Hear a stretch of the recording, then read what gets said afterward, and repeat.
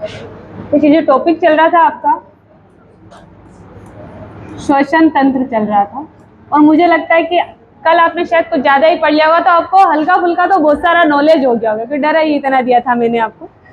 ठीक है, आगे चलते हम श्वसन तंत्र में कुछ पढ़ रहे थे, और उसमें हमने देख लिया था कि जो आपका श्वसन तंत्र है, इस तंत्र से संबंधित कौन कौन से अंग है और उन अंगों का कौन कौन सा कार्य है, ये सब हमने कल की क्लास में देख लिया था। इतना हमने देख लिया था। आज की जो क्लास है वो आपका है कि श्वसन तंत्र से संबंधित जो चरण है, कि कौन कौन से आप चरण यूज करेंगे या कौन कौन से चरण हमारे शरीर में यूज किए जाते हैं, और उसके अकॉर्डिंग जो श्वसन तंत्र का लास्ट जो है, और लास्ट में जो ऊर्जा का निर्माण होता है जो हमारे शरीर के द्वारा यूज की जाती है, और ऊर्जा जो यूज की जाती है वो किसके रूप में यूज की जाती है? एटीपी। मतलब आज हमें एटीपी तक पहुंचना है कि एटीपी का निर्माण कहाँ होता है, कौन कौन से चरण है इसमें, ये सारी जो है आज इस वाले टॉपिक में हम यही जानकारी लेंगे, क्योंकि श्वसन संबंधी अंग और कार्य हमने देख लिए थे। इतना क्लियर है कि क्या क्या चीजें देख ली थी। तो आगे हम चलें कि हमने जो श्वसन के चरण है, तो जो श्वसन संबंधित चरण है आपके, वो मुख्य रूप से 3 भागों में बांटे गए हैं।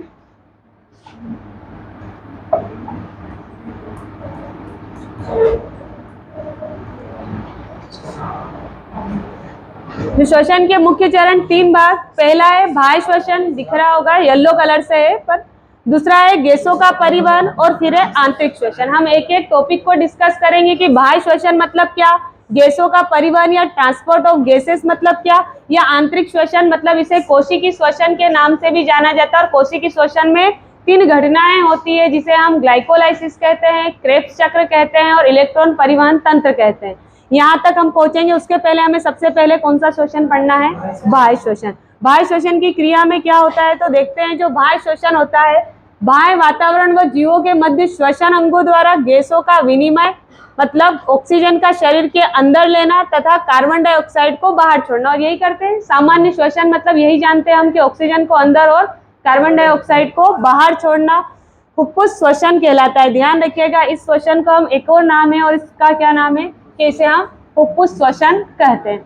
जो आपका बाह्य श्वसन है उसके 2 चरण है। पहला चरण होता है श्वासोच्छ्वास, जिसे हम ब्रीथिंग भी कहते हैं। इससे सब फेमिलियर है। ब्रीथिंग किसे कहते हैं? इन और आउट, मतलब ऑक्सीजन, यूं कहें कि एयर का इन करना, और जो कार्बन डाइऑक्साइड वाली एयर होती है उसको आउट करने की क्रिया कौन सी क्रिया कहलाती है? श्वसन या श्वासोच्छ्वास कहलाती है। इसी में 2 अवस्था है। पहला होता है निश्वसन, जिसे इंस्पायरेशन कहते हैं। तो हम देखते हैं जो श्वासोच्छ्वास है, इसकी जो क्रिया है आपकी, वह 2 भाग होता है। एक कहलाता है आपका निश्वसन, और एक कहलाता है निःश्वसन।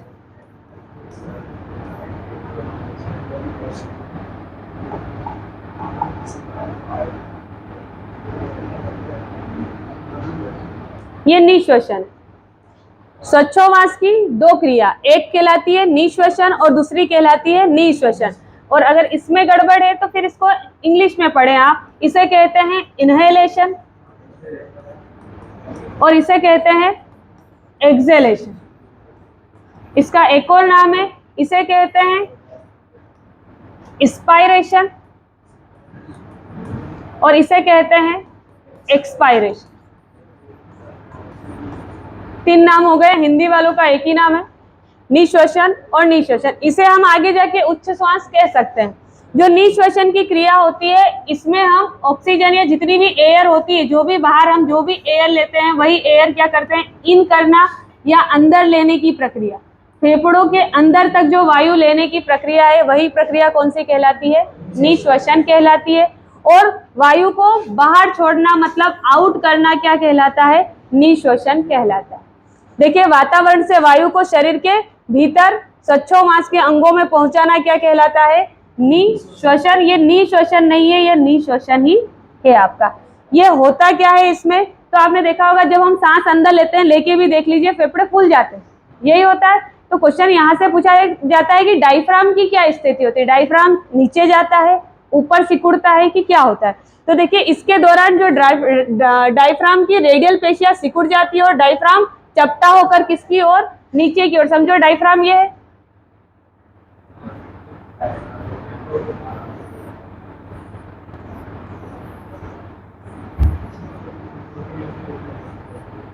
हो गए। और ऐसा वाला जो भाग होता है डायफ्राम होता है।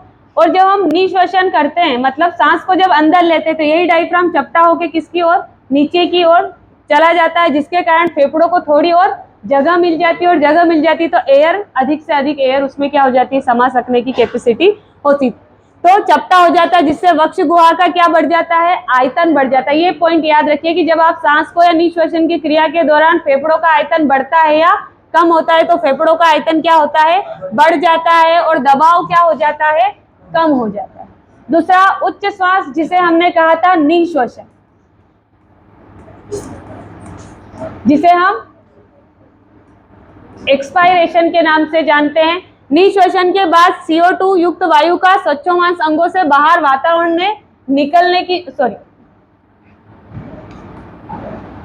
की जो क्रिया है, वही क्रिया आपकी कौन सी कहलाती है, उच्च श्वास कहलाती है। ध्यान रखिए, क्वेश्चन आया हुआ है। हम निश्वसन, अक्सर निश्वसन ही पढ़ते हैं, एक तो निश्वसन पढ़ते हैं और निश्वसन पढ़ते हैं, यही कि निश्वसन का मतलब लेना और निश्वसन मतलब बाहर छोड़ देना। लेकिन क्वेश्चन ये पूछ रहा था कि उच्च श्वास के दौरान, अगर इंग्लिश मीडियम में पढ़ लिया तो कोई दिक्कत ही नहीं है, कि उच्च श्वसन के दौरान कौन सी घटना होती है, वायु अंदर ली जाती है, वायु बाहर छोड़ी जाती है, दोनों होता है या कुछ नहीं। तो जो उच्च श्वसन के दौरान क्या होता है, जो वायु होती है वो क्या की जाती है, फेफड़ों से बाहर छोड़ी जाती है। फलस्वरूप अब यहाँ डायफ्राम की क्या स्थिति होगी, तो जो डायफ्राम है आपका गुमंदाकार हो जाता है, और पसलियां ये गुमंदाकार, मतलब इस बार तो ये चपटा होके नीचे जाएगा, लेकिन जब इसके दौरान जो है ये डायफ्राम वापस अपनी पुरानी वाली स्थिति, मतलब गुमंदाकार स्थिति में आ जाता है और अपने स्थान पर वापस आ जाती है, जिससे प्लूरल गुहा का आयतन क्या हो जाता है, घट जाता है, और फेफड़े पर दबाव पड़ने के कारण सिकुड़ जाते हैं, और जैसे ही दबाव बढ़ेगा हम सांस क्या करते हैं, बाहर छोड़ते हैं। हमें ऐसा लगता है, कभी कभी आपसे ये पूछ लेता है कि प्रेशर पर क्या असर होगा, जब हम सांस अंदर लेते हैं तो दबाव कम हो जाता है, किसका, डायफ्राम का, क्योंकि ये नीचे चपटा हो जाता है, और जैसे ही सांस छोड़ते हैं तो ये किसकी ओर, ऊपर की ओर बढ़ता है, जिसके कारण हम सांस क्या करते हैं, आउट करते हैं। मतलब प्रेशर कब बढ़ता है इसका, जब हम श्वास छोड़ते हैं। क्लियर है इतना। दूसरा, ये एक ही पॉइंट था जो आपका, कि जब हम पहली वाली क्रिया जो थी आपकी, कि बाह्य श्वसन के दौरान दो क्रिया थी, पहली क्रिया उच्छ्वास थी और दूसरी क्रिया यहाँ पे गैसों का विनिमय। गैसों के विनिमय में क्या होता है, सच्चोमास के अंतर्गत अंदर ली गई वायु फेफड़ों के वायु कोष्ठों में पहुंचती है, और वायु कोष्ठों में कल ही बता चुकी हूँ आपको कि वायु कोष्ठ या वायु कूपी का वह अंग है श्वसन अंग का, की जो सबसे छोटी संरचनात्मक और कार्यात्मक इकाई होती है श्वसन तंत्र की, या और यहीं से हम क्या करते हैं, गैसों का एक्सचेंज शुरू करते हैं। तो पहला बाह्य श्वसन समझ आया कि बाह्य श्वसन के दौरान दो क्रियाएं होती है, एक सच्चोमास होती है और एक कौन सी होती है, गैसों का विनिमय, मतलब एक्सचेंज। और एक्सचेंज में क्या होगा, जो आपका रक्त कार्बन डाइऑक्साइड लाया है वो किसको दे देगा, एल्वोलाई को, और एल्वोलाई के पास जो ऑक्सीजन है वह किसको दे दी जाएगी, रक्त को दे दी जाएगी। मतलब यहाँ तक हमारे पास रक्त में क्या पहुंच गई है, ऑक्सीजन पहुंच गई है। आगे चलते हैं, जो नेक्स्ट वाला जो पॉइंट है आपका वह है गैसों का परिवहन। मतलब दूसरे नंबर का जो पॉइंट है वह कौन सा है, गैसों का परिवहन। और गैस कौन कौन सी गैस हमारे शरीर में है, तो कौन कौन सी, एक तो ऑक्सीजन और दूसरी है कार्बन डाइऑक्साइड। जो परिवहन करना है हमें इन्हीं का करना है। किसी ने कहा नाइट्रोजन, जब मैं परसेंटेज लिखवाते हैं तो जितनी आप लेते हो नाइट्रोजन उतनी ही आप क्या कर देते हो, छोड़ भी देते हो। मतलब प्रतिशत में बदलाव किसके आता है, ये 21 लेते हैं तो ये कितनी रह जाती है, 17 या 16%, और ये लेते हैं 0.03%, तो ये छोड़ते वक्त कितनी हो जाती है, 4%। मतलब विनिमय गैसों का किसका होगा, O2 और CO2 का ही होगा। मतलब मेन मुद्दा इन्हीं का है। ऑक्सीजन का फेफड़ों से विभिन्न कोशिका से कार्बन डाइऑक्साइड का फेफड़ों तक पहुंचाने को गैसों का परिवहन। देखिए, गैसों का परिवहन अलग होता है और विनिमय अलग होता है। विनिमय का मतलब अदला बदली करना, लेन देन करना, और परिवहन का मतलब ले जाकर दूसरी जगह पटक देना और उधर से आते समय किसी और को ले आना, परिवहन। क्लियर है कि एक्सचेंज कहाँ होता है, वायु कूपिका में होता है, परिवहन शरीर के विभिन्न कोशिकाओं में किया जाता है। तो सबसे पहले जो परिवहन है हम किसका पढ़ेंगे, ऑक्सीजन का।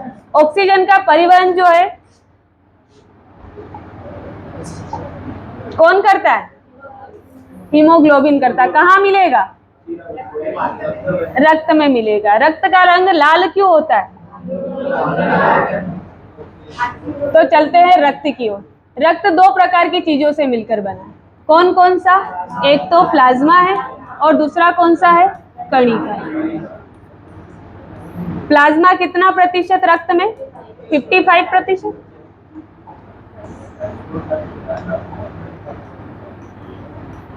कणिका कितनी? 45। और इसमें आपने एक कणिका का नाम सुना होगा, आरबीसी। और इसका रंग कैसा होता है? इसका रंग लाल होता है। और इसी के कारण हमारे रक्त का रंग भी कैसा होता है? लाल, क्योंकि प्लाज्मा तो रंग ही नहीं। ये भी क्लियर है? तो लाल रंग का होता है। और इसमें क्या लाल होता है? तो इसमें एक वर्णक पाया जाता है जिसे हम क्या कहते हैं?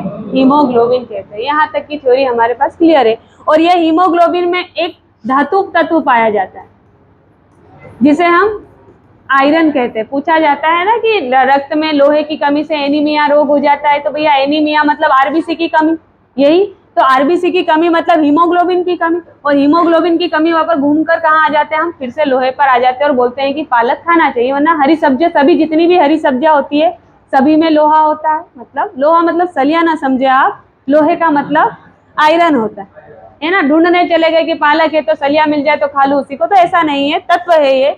और इसी के कारण हीमोग्लोबिन। अब यही हीमोग्लोबिन क्या करता है? जब हमने एल्वोलाई से बात की थी तब वहां तक क्या होता है? ऑक्सीजन को दे चुका था। ऑक्सीजन कहां तक आ गया था? रक्त तक। और रक्त में एक तत्व पाया जाता है हीमोग्लोबिन। और सबसे ज्यादा ऑक्सीजन का जो ट्रांसपोर्ट करता है वह कौन करता है? हीमो, मतलब ढोकर फेफड़ों से विभिन्न शरीर के विभिन्न कोशिका तक ऑक्सीजन को ले जाने का काम, उठाने का काम किसका होता है? हीमोग्लोबिन का। और वह कितने प्रतिशत होता है? तो वह कितने प्रतिशत होता है? देखिए लगभग कितना, आप जितनी भी लेते हैं उसका 98.5 ऑक्सीजन का परिवहन लाल रुधिर कणिकाओं में पाए जाने वाला हीमोग्लोबिन करता है। क्लियर है? और बाकी बची जो 1.5% ऑक्सीजन होती है वह किसके द्वारा? आपके रुधिर प्लाज्मा के द्वारा स्थानांतरित। और हर शरीर के विभिन्न कोशिका तक, समझो कि पैर का अंगूठा है वहां भी कोशिका है, तो फेफड़े से रक्त के द्वारा ऑक्सीजन को कहां तक भी पहुंचाया जाता है? अंगूठे तक। दिमाग भी काम कर रहा है, तो कल ही हो गया था डिस्कस कि 20 या 25% तक की जो ऑक्सीजन है वो भी सप्लाई। तो विभिन्न शरीर के विभिन्न अंगों की हर एक कोशिका तक सप्लाई करने का काम किसका होता है? हीमोग्लोबिन और रुधिर प्लाज्मा मिलकर आपका इतना काम कर देते हैं। एक वहां पर जब हीमोग्लोबिन जब ऑक्सीजन से मिलता है,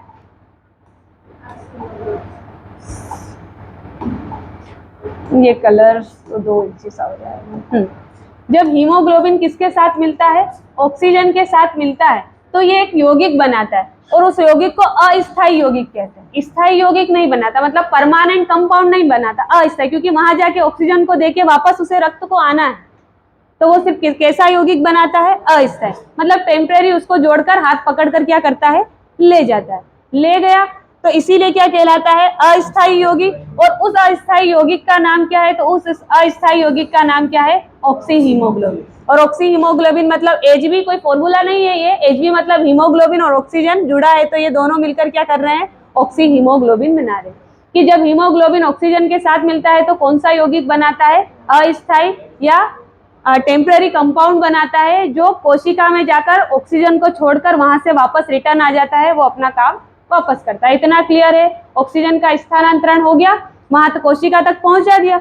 अब कोशिका में क्या काम होता है थोड़ी देर से देखेंगे, पर कोशिका अगर हम देखें तो कोशिका के कुछ अंग के नाम पता होंगे आपको। समझो ये कोशिका है, मनुष्य की कोशिका बना दे, तो मनुष्य की कोशिका में कोशिका भित्ति तो होगी नहीं, तो ये वाली कोशिका जो बाहरी आवरण है इसे हम कुछ नाम देंगे, प्लाज्मा मेम्ब्रेन कहेंगे, कोशिका झिल्ली।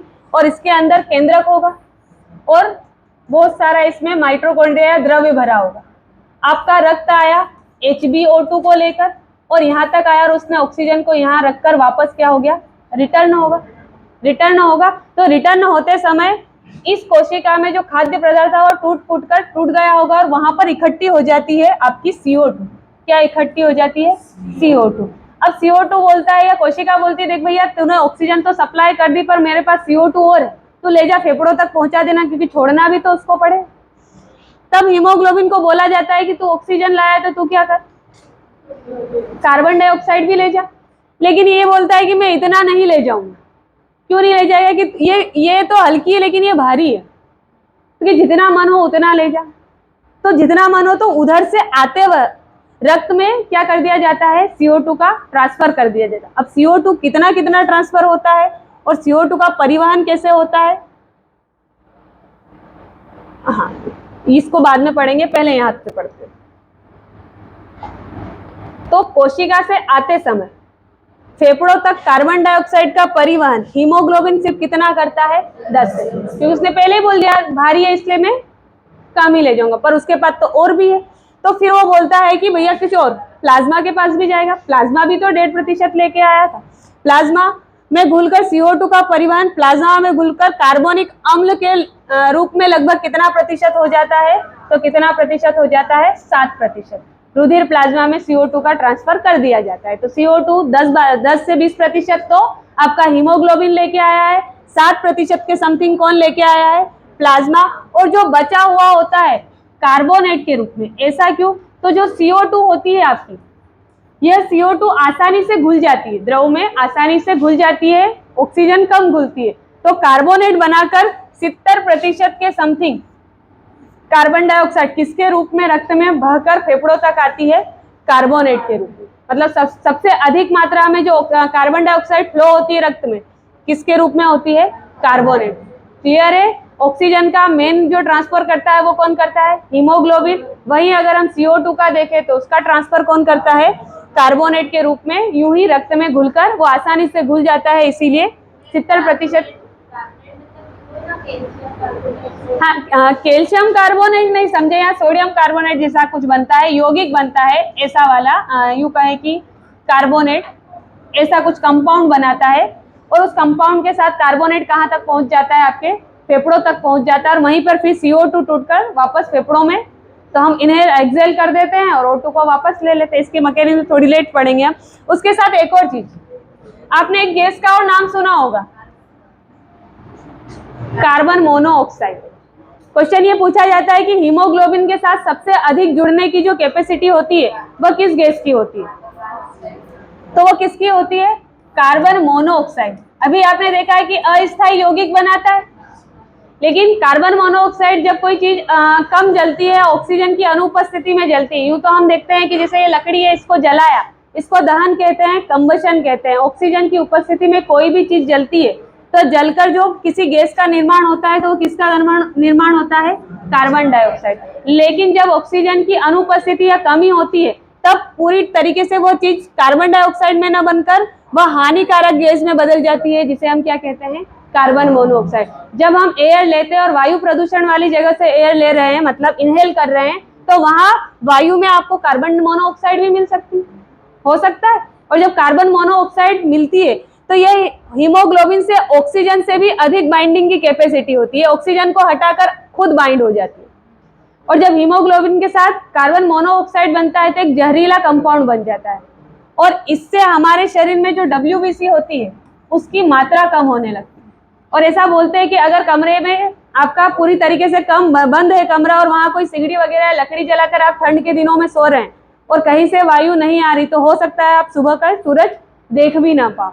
तो ऐसा वहां क्या हुआ था, कमरा पूरा पैक था, लकड़ियां जल रही थी। लकड़ी को जलने के लिए भी ऑक्सीजन की आवश्यकता है, ये तो पता है कि ऑक्सीजन जलाने में हेल्प करती है। उस कमरे की जितनी भी ऑक्सीजन थी, हो सकता है लकड़ी ने जल जल कर क्या कर दिया, यूज कर ली। अब हम रात में वहीं सो रहे हैं, तो हम ऑक्सीजन भी, तो ऑक्सीजन युक्त एयर हमें भी चाहिए। अब वहां ऑक्सीजन का सप्लाई खत्म कर दिया लकड़ी ने जलकर, अब बचा क्या, या तो कार्बन डाइऑक्साइड या कार्बन मोनोऑक्साइड। जैसे ही हमारे फेफड़ों में हमने क्या इनहेल किया, कार्बन मोनोऑक्साइड, HbO2 की जगह क्या जा रहा है, कार्बन मोनोऑक्साइड का। और सप्लाई जैसे जैसे, तो ऑक्सीजन का सप्लाई रुका, कार्बन मोनोऑक्साइड का सप्लाई अधिक हुआ, और हो सकता है हम सोते ही रह गए। तो बोला जाता है कि सिगड़ी वगैरह जलाते हैं तो खिड़की वगैरह क्या होनी चाहिए, खुली होनी चाहिए। और सबसे अधिक हीमोग्लोबिन के साथ सबसे अधिक क्षमता किसकी होती है जुड़ने की, तो कार्बन मोनोऑक्साइड की। उसके बाद अगर हम बोले तो ऑक्सीजन की कैपेसिटी होती है, और यह जहरीला होता है। और WBC की मात्रा जब हमारे शरीर में कम हो जाती है तो हमें एक रोग होता है जिसे ल्यूकेमिया कहते हैं। यह एक कैंसर का ही प्रकार है, यूं समझे तो आप, ल्यूकेमिया, जिसमें इसकी WBC की मात्रा कम हो जाती है और जिसके कारण कैंसर जैसी स्थिति बन जाती है। तो यहाँ तक भी हम पहुंच सकते हैं। बाकी कार्बोनेट वाला सिस्टम समझ में आया, थोड़ा सा रिवर्स चलते हैं।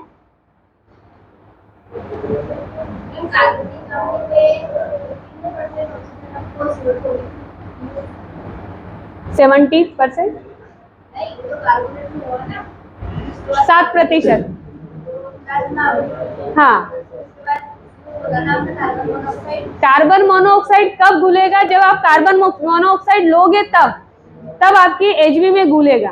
देखो, जो समझना था ये चीज थी कि आपने ऑक्सीजन और CO2 का सप्लाई देखा, ये तो साधारण सी बात है कि जाते समय रक्त क्या ले जाएगा कोशिका से, फेफड़ों से O2, और कोशिका में क्या छोड़ेगा? O2, और उधर से आते हुए कार्बन डाइऑक्साइड। लेकिन वो हीमोग्लोबिन के साथ कम बाइंड होता है, तो कुछ तो आपका हीमोग्लोबिन लाएगा कितना, सॉरी 10 से कितना 20%। कुछ उसमें प्लाज्मा भी आ रहा है उसी के साथ, तो कुछ कौन लेके आएगा 7%।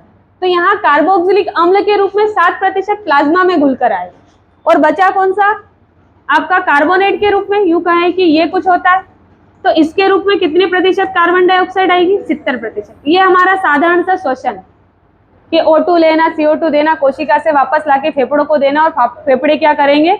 बाहर उसको कर देंगे। कंडीशन कौन सी बताइए? इन दो के अलावा एक गैस और होती है जो हमारे सेहत के लिए क्या होती है? हानिकारक होती है, और वह कौन सी होती है? Carbon monoxide. क्वेश्चन यहाँ से ये आता है कि जो हीमोग्लोबिन के साथ घुलने की सबसे अधिक क्षमता इन तीनों गैस में से किसमें होती है? Carbon monoxide. अगर ये घुल गई, ऑक्सीजन नहीं पहुंचा और ये घुल गई, तो क्या होगा? तो ये हमारे सेहत के लिए हानिकारक, और इससे कैंसर जैसी घातक रोग भी हो सकता है। और अगर किसी बंद कमरे में कार्बन मोनोऑक्साइड अधिक है, तो वहां क्या होगा? ऑक्सीजन सप्लाई कम होने के कारण हमारी मृत्यु भी हो सकती है। ये सब क्लियर है? तो इसका ये अलग रोल है और इसका अलग है। एक सामान्य स्वस्थ व्यक्ति में हीमोग्लोबिन की औसत मात्रा कितनी होनी चाहिए? 15 ग्राम प्रति 100 मिलीलीटर। और इसको हम एवरेज देखिए, ये तो एक टोटल निकाल दी इन्होंने, वरना 14 से 16 ग्राम का। कहीं कहीं किताबों में आपने ये भी देखा कि 100 ml में आपको कितना मिलेगा, और एवरेज निकालोगे तो 15 ग्राम प्रति 100 ml देखने को मिल सकता है। उसी के साथ हीमोग्लोबिन का रंग कैसा होता है? तो बैंगनी होता है। जबकि ऑक्सी हीमोग्लोबिन का रंग कैसा होता है? रक्त चमकदार होता है। तो जो नलियां, एक तो नली दिखती है हमारे हाथ पर, ये तो CO2 को ले जाने वाली इसलिए नीली दिखाई दे रही है। जो धमनी होती है वो धमनी लाल रंग की होती है, ये भी पढ़ते हैं। नहीं दिखेगी तो मत देखो, धमनी नहीं दिखेगी, धमनी अंदर होती है, वो थोड़ी सी प्रेशर ज्यादा होता है उसमें, इसलिए तो वो लाल दिखाई देती। तो हीमोग्लोबिन के साथ ऑक्सीजन जुड़ने से उसका कलर कैसा होता है? लाल होता है, वरना हीमोग्लोबिन का रंग कैसा होता है? बैंगनी होता है। तो ध्यान रखिए कि हीमोग्लोबिन लाल रंग का होता है, बैंगनी रंग का होता है, या अन्य रंग का होता है। तो हीमोग्लोबिन किस रंग का होता है? बैंगनी। जब वो ऑक्सीजन से जुड़ जाएगा तो कैसा दिखाई देगा? लाल रंग का दिखाई देगा। एक और चीज प्रभाव पूछ लेते हैं कि बोर प्रभाव। एक बोर आपके मॉडल जो बोलते हैं केमिस्ट्री में होता है, एक बोर प्रभाव यहाँ भी होता है। जब ऑक्सी हीमोग्लोबिन पर किसका प्रभाव पड़ता है? कार्बन डाइऑक्साइड का। तो उसे कौन से प्रभाव के नाम से जानते हैं? बोर प्रभाव के नाम से जानते हैं। क्लियर है कि बोर प्रभाव बायो में कहाँ काम आएगा? कि कार्बन डाइऑक्साइड का जब ऑक्सी हीमोग्लोबिन पर प्रेशर पड़ता है या प्रभाव पड़ता है, तो उसे हम बोर प्रभाव कहते हैं। क्लियर है इतना? अब कोशिकी शोषण।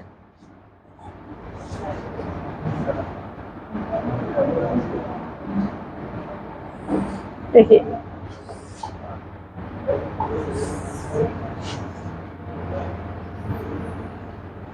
इसे समझने के लिए थोड़ी कोशिका समझनी पड़ेगी।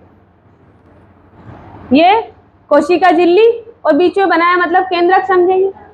अब केंद्रक के बाद और भी कोशिका में बहुत सारे अंगक होते हैं। राइबोसोम होता है, गोल्जी काय होता है, लाइसोसोम होता है, माइटोकॉन्ड्रिया होता है। तो समझो कि ये मेरा माइटोकॉन्ड्रिया है।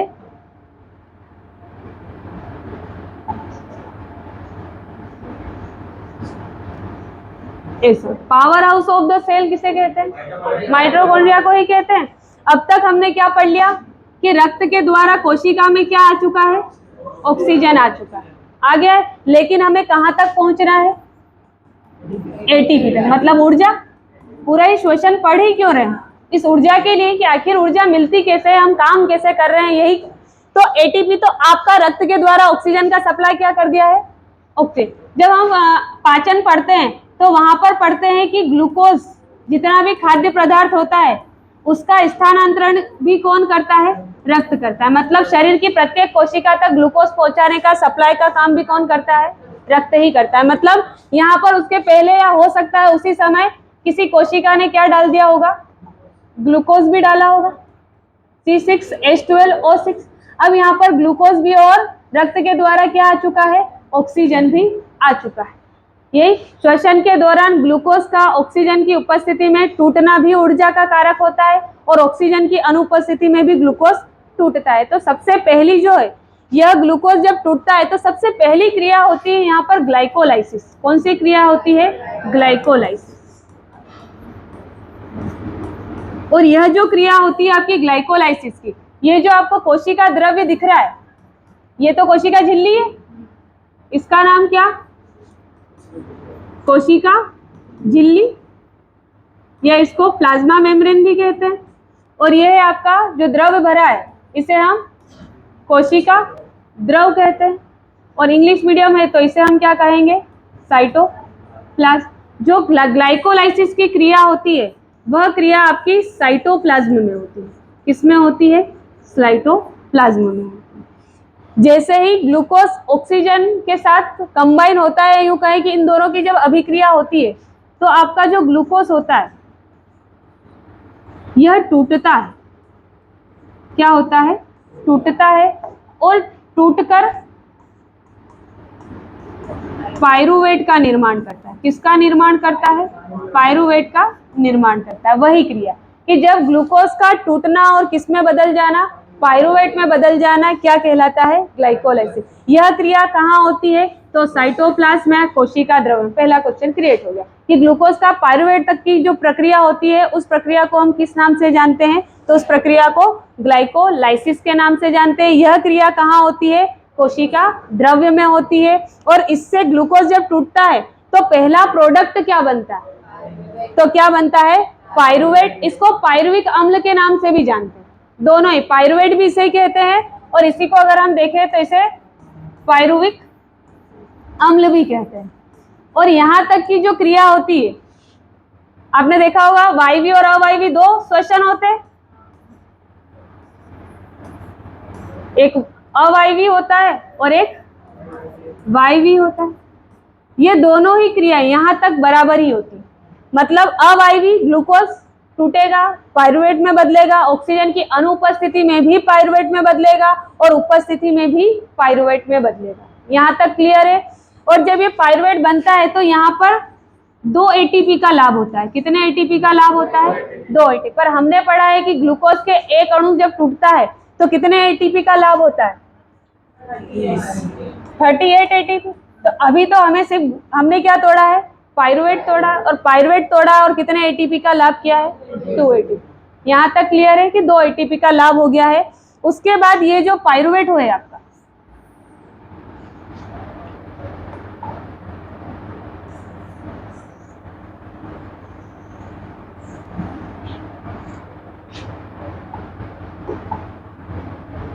ग्लूकोज टूटा, किसमें बदला? पाइरूवेट में। यही पाइरूवेट को ले जाया जाता है कहां पर? माइटोकॉन्ड्रिया में। और ऑक्सीजन तो पहले आ गई थी। ऑक्सीजन की उपस्थिति कहां पर अनिवार्य होती है? माइटोकॉन्ड्रिया के लिए। और माइटोकॉन्ड्रिया को ही हम बिजली ग्रह बोलते हैं। यहाँ पर पाइरूवेट और ऑक्सीजन जब जुड़ता है तो जो एंड प्रोडक्ट CO2 और साथ में क्या होता है? H2O। और उसी के साथ अधिक मात्रा में क्या निकलती है? ऊर्जा निकलती है, पहली चीज। और जैसे ही ऊर्जा निकलती है, इसीलिए हम पावर हाउस किसको कहते हैं? माइटोकॉन्ड्रिया। अब इसकी थोड़ी सी मैकेनिज्म पर जाते हैं कि पाइरूवेट जब ऑक्सीजन से अभिक्रिया करके CO2 और H2O में टूटता है तो इस चक्र को क्या कहते हैं? तो ये जो क्रिया होती है इस चक्र को क्या कहते हैं? क्रेब्स चक्र। क्लियर है? और क्रेब्स चक्र जब ऑक्सीजन की उपस्थिति में टूटता है तो किस किस का निर्माण करता है? CO2 और H2O का, और साथ में ऊर्जा का निर्माण करता है। क्लियर है यहाँ तक? और यही ऊर्जा ATP के रूप में कहाँ पड़ी रहती है? तो यही ऊर्जा ATP के रूप में माइटोकॉन्ड्रिया में पड़ी रहती है। अब ये ATP भी इतनी आसान नहीं है। यह ATP का जो निर्माण है यह इस वाले तंत्र के दौरान होता है। कि यहाँ तक क्रेब्स चक्र में तो आपका किस किस का निर्माण हो जाता है, CO2 और H2O का, और बाकी जो इसी से जब ग्लूकोज टूटता है तो H+ आयन जो निकलते हैं वही आयन इलेक्ट्रॉन परिवहन तंत्र में ADP से किसका निर्माण करवाते हैं, ATP। ADP का पूरा नाम एडिनोसिन डाइफास्फेट, ATP का पूरा नाम एडिनोसिन ट्राइफॉस्फेट। शरीर में ऊर्जा करेंसी या ऊर्जा मुद्रा के रूप में कौन कार्य करता है, ATP कार्य करता है। ATP का निर्माण कौन से तंत्र के दौरान, तो इलेक्ट्रॉन परिवहन। CO2 और H2O का निर्माण किसके द्वारा, क्रेब्स चक्र। पाइरुवेट का निर्माण किसके द्वारा, ग्लाइकोलाइसिस। जब पाइरुवेट बनता है तो कितने अणु या कितने ATP का लाभ होता है, 2 ATP। और इन दोनों चक्र के द्वारा जितनी ATP का लाभ होता है वह कितनी ATP होती है, 36 ATP। तो 2 ATP तो यहाँ बची थी हमारे पास और 36 यहाँ, टोटल मिलाकर एक ग्लूकोज के अणु से कितनी। और ये जो 38 ATP है यह सिर्फ कौन से वाले श्वसन में होता है, तो यह सिर्फ कौन से श्वसन में होता है, वायवीय श्वसन में। क्लियर है कि वायवीय श्वसन। थोड़ा और डीप चलते हैं। पहले तो यहाँ देख लेते हैं भोज्य पदार्थ मतलब कार्बोहाइड्रेट, और कार्बोहाइड्रेट का छोटा रूप मैंने ग्लूकोज ले ही लिया। कि पाचन के फलस्वरूप प्राप्त होता है ग्लूकोज का ऑक्सीजन की उपस्थिति में अनेक एंजाइम की सहायता से कोशिका में क्या होता है, ऑक्सीकरण। तो ध्यान रखिए कि ग्लूकोज टूटकर जब ऊर्जा बनता है तो वहां जो क्रिया होती है वह क्रिया कौन सी होती है, ऑक्सीकरण। और ऑक्सीकरण का मतलब ऑक्सीजन का जुड़ना, ठीक है। या जारण, इसे दहन भी कहते हैं। दहन का मतलब होता है कि ऑक्सीजन की उपस्थिति में जलना, और जलना मतलब टूटना। तो यहाँ ऑक्सीकरण या कंबशन, यह प्रक्रिया कोशिका श्वसन कहलाती है। कोशिका श्वसन 3 चरण, ग्लाइकोलाइसिस, क्रेब्स चक्र और एक और कौन सा है, इलेक्ट्रॉन परिवहन। अब चलते हैं ग्लाइकोलाइसिस। इसका अन्य एक और नाम है, ग्लाइकोलाइसिस की खोज एम्बेडेन, मेयरहोफ और पार्सन 3 वैज्ञानिक थे, और इसीलिए इन वैज्ञानिक के नाम पे इसे एक और नाम दिया है, जिसे हम कौन सा पाथवे कहते हैं, EMP पाथवे। के EMP पाथवे के नाम से कौन सा पाथ या कौन जाना जाता है, तो ग्लाइकोलाइसिस को ही जाना जाता है। ग्लाइकोलाइसिस में ग्लूकोज के एक अणु से कितने पाइरुविक अम्ल का निर्माण होता है, तो कितने पाइरुविक अम्ल का निर्माण होता है, 2 अणुओं का निर्माण होता है। और इस प्रक्रिया में ऑक्सीजन की जरूरत नहीं होती। पहले ही बोल दिया मैंने, ऑक्सीजन की जरूरत, यह वायवीय और अवायवीय श्वसन दोनों ही बराबर ही है।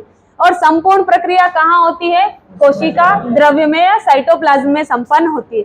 इसमें ऑक्सीजन की आवश्यकता नहीं होती है, अतः इसे वायवीय या अनऑक्सी श्वसन भी के समान होती है।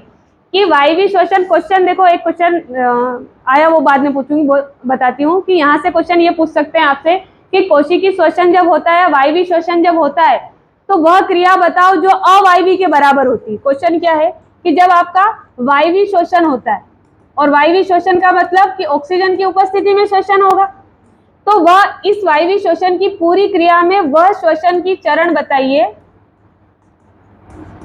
जो किसके समान है, अवायवीय श्वसन के समान। तो वह कौन सा वाला आंसर बनेगा आपका, ग्लाइकोलाइसिस। ऐसा क्वेश्चन क्यों बनाया मैंने, एक क्वेश्चन था। यूकैरियोटिक और प्रोकैरियोटिक कोशिका जानते हैं आप क्या होती है? 2 कोशिका को 2 भागों में विभाजित करते हैं। एक कौन सी होती है, यूकैरियोटिक, और दूसरी कौन सी है, प्रोकैरियोटिक। मनुष्य की कोशिका कौन सी है, यूकैरियोटिक। प्रोकैरियोटिक कौन सी होती है, जो अविकसित होती है, यही। और अविकसित का मतलब कौन सी, कि जिसमें एक अणु होगा, मतलब केंद्रक भी पूरा विकसित नहीं होगा, और कुछ राइबोसोम होंगे, और राइबोसोम भी कौन से वाले होंगे, 70S, और गुणसूत्र की संख्या भी एक ही होगी। मतलब DNA तो होता है लेकिन एक ही क्षण में होता है। ऐसा ही कुछ क्वेश्चन ये पूछा था कि यूकैरियोटिक कोशिका का वह कौन सा अंग है, क्या बोला था, यूकैरियोटिक कोशिका का वह कौन सा अंग है जो प्रोकैरियोटिक कोशिका के समान है। हाँ, कि यूकैरियोटिक कोशिका में कौन सा अंगक है। अंगक का मतलब राइबोसोम होगा, माइटोकॉन्ड्रिया होगा, या लवक होगा, या गोल्जी बॉडी होगा, कि जो किसके समान है, प्रोकैरियोटिक। उसका वैसे आंसर सही था माइटोकॉन्ड्रिया। ये अभी जो हाल ही में जो एग्जाम संपन्न हुई और जिसकी आप तैयारी कर रहे हो, उसी एग्जाम का क्वेश्चन है कि माइटोकॉन्ड्रिया को क्यों कहा आपने कि प्रोकैरियोटिक सेल है। तो माइटोकॉन्ड्रिया जो है, ये अभी बताया, इसे तो पावर हाउस कहते हैं। इसमें खुद का डीएनए होता है, पहला कारण इसमें भी है, और इसमें खुद का राइबोसोम होता है। और राइबोसोम कौन से होते हैं? 70। खुद का डीएनए होने के कारण यह अपने आप को दो भागों में भी विभाजित कर सकता है। अगर इसको आवश्यकता लगती है कि नहीं मुझे 1 से 2 हो जाना चाहिए, तो इसे केंद्रक की आवश्यकता नहीं लगेगी। ये तो हमें पता है कि कोशिका में जो केंद्रक होता है वह ब्रेन की तरह यूज होता है। कोशिका का मस्तिष्क केंद्रक, सारी एक्टिविटी कौन कंट्रोल करता है? केंद्रक करता है। लेकिन आपका जो ये माइटोकॉन्ड्रिया है, इसका खुद का डीएनए होने के कारण यह सेल्फ डिवीजन की कैपेसिटी भी रखता है, और इसीलिए इसे यूकैरियोटिक का प्रोकैरियोटिक अंग कहा है। क्लियर है? तो यहाँ पर ऐसा ही क्वेश्चन आपसे यहाँ भी पूछा जा सकता है कि वायवीय श्वसन में अवायवीय वाला भाग कौन सा है। तो आप ग्लाइकोलाइसिस उसको टिक लगाइएगा।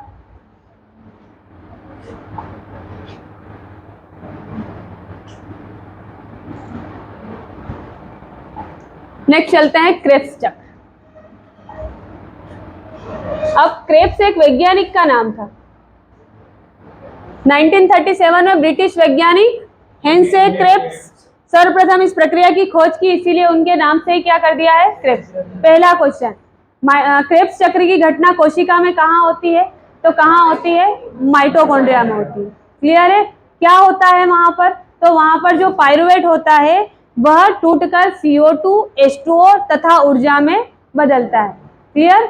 और ये क्रेब्स किससे संबंधित है? तो यह माइटोकॉन्ड्रिया से ही संबंधित है। तो देखते हैं ये सेकेंड पॉइंट कौन क्या कह रहा है। ग्लाइकोलाइसिस प्रक्रिया से प्राप्त पायरुविक अम्ल के 2 अणु का ऑक्सीजन की उपस्थिति में ऑक्सीकरण होकर पायरुविक अम्ल से CO2 के 1 अणु और हाइड्रोजन के 2 परमाणु का विमोचन होता है, और शेष अणु सह एंजाइम से मिलकर क्या बनाती है? एसिटाइल एंजाइम, को एंजाइम बोलते हैं इसको। सह का मतलब इंग्लिश में को होता है, तो एसिटाइल को एंजाइम ए बनाता है। मतलब एंड प्रोडक्ट क्या बनता है? Acetyl co enzyme A. अगर किसी को डीप में अध्ययन करना है तो वो इस एंजाइम को याद या इस प्रोडक्ट को याद कर सकता है। उसी के साथ मौलिक एसिड अंत में ऑक्जेलिक एसिड में परिवर्तित हो जाता है तथा दूसरे पायरुविक एसिड्स के साथ मिलकर पुनः क्रेब्स चक्र में पहुंच जाता है। मतलब जो चक्र होता है, आपने ये भी सुना होगा कि जो चक्र होता है वो क्रिया कंटिन्यू होती है। मतलब यहाँ ऐसा नहीं कि उसका एंड हो गया, जैसे जल चक्र की क्रिया है, तो वाष्प बनकर ऊपर गया, बादल बना, और बादल बनकर जल के रूप में वापस पृथ्वी पे आया, फिर से वाष्प बना। मतलब कंटिन्यू वो चक्र क्या होता है? चलता रहता है। वैसे ही क्रेब्स चक्र भी क्या होता है? कंटिन्यू चलता रहता है, और इसका सप्लाई बाहर से पायरुवेट और ऑक्सीजन के रूप में क्या होता है? देते हम रहते हैं। फिर है आपका इलेक्ट्रॉन परिवहन, और इसी तंत्र में किसका निर्माण होता है? तो ATP का निर्माण होता है। क्रेब्स चक्र व ग्लाइकोलाइसिस से मुक्त हाइड्रोजन आयन, किसका रोल है यहाँ पर? मुख्य हाइड्रोजन आयन। कि किस आयन के कारण ADP से किसका निर्माण होता है? ATP का निर्माण होता है। तो किस आयन के कारण? हाइड्रोजन आयन के कारण। अंत में ऑक्सीजन से मिलकर, ये हाइड्रोजन तो किसका निर्माण करता है? जल का निर्माण करता है। लेकिन ऑक्सीजन से सीधे नहीं मिलकर किस श्रृंखला में मिलते हैं? इलेक्ट्रॉन श्रृंखलाबद्ध, जिसे इलेक्ट्रॉन परिवहन तंत्र कहते हैं। और इस इलेक्ट्रॉन परिवहन में कुल ऊर्जा मुक्त होकर इस मुक्त ऊर्जा का उपयोग ADP से, देखिए ADP का मतलब डाइफास्फेट, मतलब अभी आपके पास कितने फास्फेट है? 2 फास्फेट है। और जैसे ही यही किसमें बदल जाएगा? ट्राई में, तो इसके पास कितना फास्फेट हो जाएगा? मतलब इसके पास 1 फास्फेट और क्या हो जाएगा? जुड़ जाने से किसका निर्माण हो जाता है? ATP।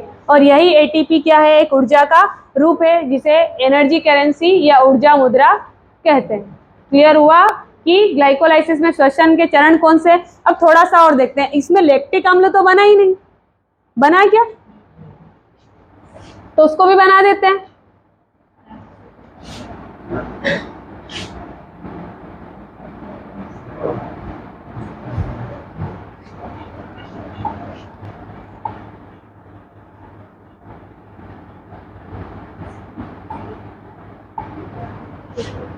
सबसे पहले आपके पास था ग्लूकोज था, और ग्लूकोज का फॉर्मूला अगर देखें तो कितना है? O6। मतलब कार्बन कितने हैं इसमें? कार्बन के अणु हैं 6। फिर यह कहाँ गया? तो कोशिका में। ग्लूकोज को रक्त ने कहाँ भेजा? कोशिका में। और कोशिका में सबसे पहले कहाँ जाएगा? कोशिका द्रव। वहीं गया था साइटोप्लाज्म में।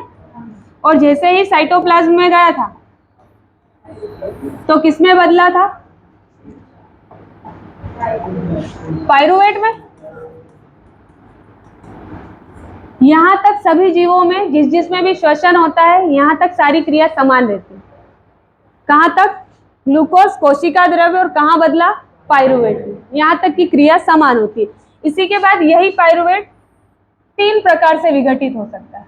कितने प्रकार से विघटित हो सकता है? 3 प्रकार से। एक हो सकता है ऑक्सीजन की उपस्थिति में, एक हो सकता है ऑक्सीजन की कमी भी हो सकती है, और एक हो सकता है ऑक्सीजन की अनुपस्थिति। इस जो उपस्थिति में होगा इसे हम क्या कहेंगे? वायवीय श्वसन। और जो अनुपस्थिति में होगा उसे हम अवायवीय श्वसन। यही। और यहाँ पर थोड़ा अलग काम, जो वायवीय श्वसन है पाइरूवेट के, अब पाइरूवेट एक ग्लूकोज के अणु से कितने पाइरूवेट बनते हैं? तो कितने अणु की प्राप्ति होती है? 2 अणु। क्लियर है? एक ग्लूकोज के अणु से कितने पाइरूवेट बनते हैं? 2 पाइरूवेट बनते हैं। और यहाँ तक हमें एटीपी के रूप में कितनी एटीपी प्राप्त हो चुकी थी? तो हमारे पास कितनी एटीपी प्राप्त हो चुकी थी?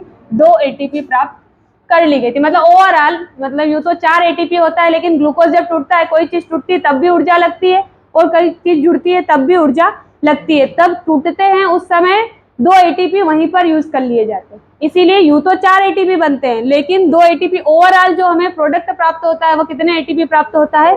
2 एटीपी। यही पाइरूवेट जब ऑक्सीजन की उपस्थिति में जाता है तो यहाँ पर जो है CO2 साथ में H2O और ऊर्जा प्राप्त होती है। और यही ऊर्जा कितनी प्राप्त होती है? तो 36 एटीपी। लेकिन अगर मैं पूछूं कि एक पाइरूवेट से, क्योंकि 2 पाइरूवेट है और 2 पाइरूवेट मिलकर कितनी ऊर्जा दे रहे हैं? 36। तो एक देकर कितना देगा? तो एक पाइरूवेट कितनी ऊर्जा प्राप्त करेगा? 18। 2 है ना? ग्लूकोज का एक अणु कितने पाइरूवेट में बदला? 2 में। तो एक पाइरूवेट से कितनी ऊर्जा? और फिर दूसरा भी है तो उससे भी कितनी? 18। और दोनों को जोड़ लोगे तो 6। यहाँ तक क्लियर है? ये वायवीय श्वसन का। और ये कहाँ होता है? तो ये होता है माइटोकॉन्ड्रिया में। अगर इसकी स्थिति पूछे कि ये वाला जो श्वसन है, यह श्वसन आपको कहाँ मिलेगा, तो कहाँ? माइटोकॉन्ड्रिया में। दूसरा, कमी। अब जब ये कमी होती है तो इसकी कमी से जो प्रोडक्ट बनता है वह बनता है आपका लैक्टिक अम्ल। कौन सा बनता है? लैक्टिक अम्ल। और यह होता है 3 कार्बन वाला। कितने कार्बन वाला? 3 कार्बन। मतलब इसका जब सूत्र बनेगा तो सूत्र कुछ ऐसा बनता है C3H6O। और साथ में ऊर्जा निकलती है। ऊर्जा तो निकलती है लेकिन वो कितनी? कम निकलती। इतनी नहीं निकलती जितनी कुछ के दौरान निकल रही है, वायवीय श्वसन के दौरान। और ये कहाँ होता है? तो ये हमारी मांसपेशियों में। कहाँ होता है? मांसपेशियों। जब हम दौड़ते हैं तो थोड़ी ऑक्सीजन तो लेते हैं, लेकिन इतनी नहीं लेते हैं कि टूटकर पूरा क्या बन जाए? CO2 और H2O। और उस समय किसका निर्माण होता है? लैक्टिक अम्ल का। और वही क्रम होता है, हाथ हिलाते हैं, व्यवस्थित हो जाता है। लास्ट वाला कौन सा है? अवायवीय श्वसन। अवायवीय श्वसन के दौरान यहाँ पर किसका निर्माण होता है? C2H5OH, जिसे हम इथाइल एल्कोहल कहते हैं, साथ में कार्बन डाइऑक्साइड और 2 एटीपी के रूप में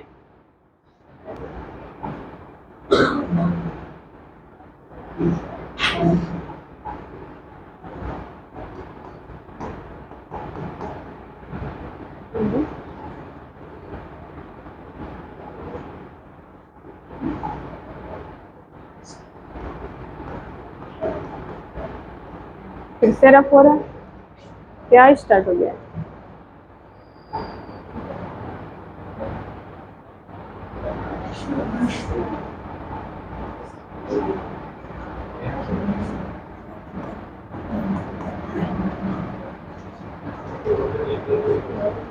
वही लिख दिया मैंने 2 एटीपी। मान लेना कि वहां 2 एटीपी हो गया है। ठीक है, अब थोड़ा सा और सुनिए। यहाँ पर जो कार्बन के अणु वह कितने हैं? 3 कार्बन अणु के 3 कार्बन अणु वाला जो यौगिक है श्वसन के दौरान किस में बनता है? तो किस में बनता है? ऑक्सीजन की मांसपेशियां ऑक्सीजन की कमी में, ऑक्सीजन की अनुपस्थिति में कितने अणु वाला यौगिक बनता है? 2 अणु वाला। और इसी वाले को बोलते हैं किण्वन। नाम सुना है फर्मेंटेशन कि किण्वन वाली जो वायवीय श्वसन है कि अवायवीय श्वसन है? तो कौन सा है? अवायवीय श्वसन। जो आपके एल्कोहल का निर्माण किया जाता है बड़े बड़े फैक्ट्रियों में, वहां पर कौन से श्वसन का उपयोग किया जाता है? अवायवीय का किया जाता है, और उसी से किसका निर्माण किया जाता है? एल्कोहल का। और यह बड़े आकार पर जब व्यावसायिक तौर पर किया जाता है तो इसी अवायवीय श्वसन को कौन सा नाम दिया जाता है? किण्वन का नाम या फर्मेंटेशन का नाम दिया जाता है। क्लियर है इतना? श्वसन गुणांक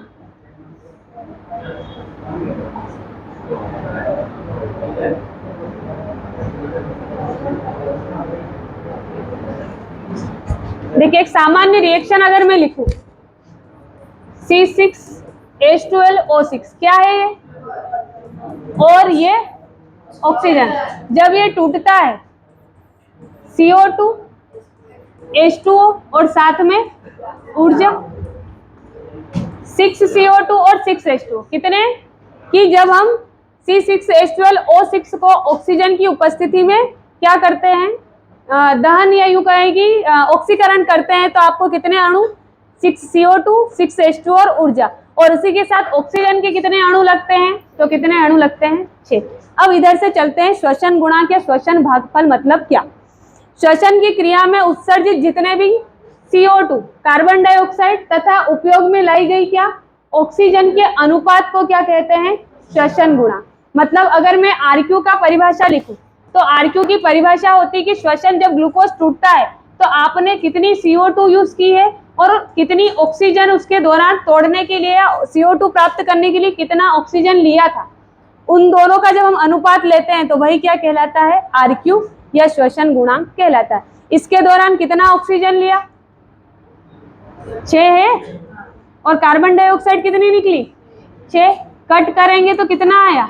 1। मतलब जब ग्लूकोज को तोड़ा जाता है CO2 और H2O में, तब उसका जो RQ होता है या श्वसन गुणांक होता है वह कितना होता है? 1 होता है। क्लियर है? कभी कभी श्वसन गुणांक 1 से कम भी होता है और कभी कभी श्वसन गुणांक 1 से अधिक भी होता है। जब कम कब होगा? जब इसकी CO2 की मात्रा अधिक होगी, सॉरी ज्यादा पहले, कम कब होगा? कि ये आपका ऊपर वाला कम हो और नीचे वाला क्या हो? अधिक हो। तब यहाँ पर जो श्वसन गुणांक आएगा वह क्या आएगा? अधिक से कम को भाग देंगे तो कम ही आएगा। और जब ऊपर वाली चीज क्या हो जाए? अधिक हो जाए और नीचे वाली चीज क्या हो जाए? कम हो जाए, तब जो RQ होगा वह क्या होगा?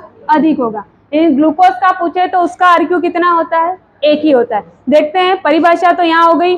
श्वसन गुणांक CO2 की कुल उत्सर्जित मात्रा और नीचे क्या लगाओगे?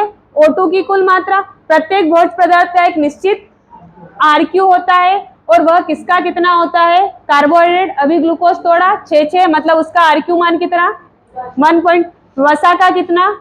0. मतलब उसमें ऑक्सीजन अधिक और कार्बन डाइऑक्साइड कम। प्रोटीन 0.8, कार्बनिक अम्ल 4 मतलब उसका और अधिक। मिश्रित भोज्य जो भी है उसका 1, और अनऑक्सी श्वसन में कैसा होता है? अनंत। कुछ और भी दिया है, यदि RQ का मान 1 है तो इसका तात्पर्य उत्सर्जित CO2 की मात्रा O2 की मात्रा की क्या है? बराबर है। और दूसरा है आपका RQ का मान 1 से अगर कम है तो इसका मतलब है कि मात्रा से कम है। ये आपके कथन निष्कर्ष वाला क्वेश्चन। ठीक है, श्वसन पूरा पढ़ लिया। कथन निष्कर्ष में क्वेश्चन पूछा जा सकता है कि अगर बराबर है, यूं कहे कि RQ का मान अगर 1 है तो नीचे वाले में निष्कर्ष में वो हो सकता है कि हो सकता है कार्बोहाइड्रेट का क्या किया गया है? ऑक्सीकरण किया गया है। फिर वो AR का सत्य मान है या AR का गलत है, जो भी है, तो वो आपसे यहाँ से पूछा जा सकता है। नेक्स्ट चलते हैं श्वसन संबंधी रोग। हाँ, ये लास्ट पेज है। ब्रोंकाइटिस एक और है, चाहिए नहीं भी चाहिए तो कोई दिक्कत नहीं है इस बार तो। ब्रोंकाइटिस, यह श्वसनी शोथ का सूजन है जिसकी पहचान श्वसन के आंतरिक स्तर में उपस्थित सेरोम्यूकस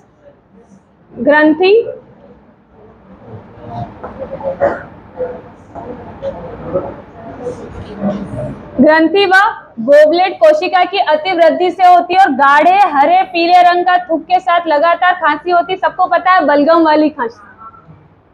और जो हो जाती है तो उसी रोग को हम क्या कहते हैं, ब्रोंकाइटिस कहते हैं। यह धूम्रपान व कार्बन मोनोऑक्साइड जैसे वायु प्रदूषक के संपर्क में आने से। अब हम तो बोलते हैं कि मैडम हमें कैसे हो जाती है, हम तो बीड़ी पीते नहीं, पर भैया उस एरिया में तो जाते हैं, जैसे बीड़ी पीने वाला पास में बैठा है तो क्या आप सांस लोगे तो वो उसी का धुआं उसी के पास जाएगा कि हमारे पास भी आएगा?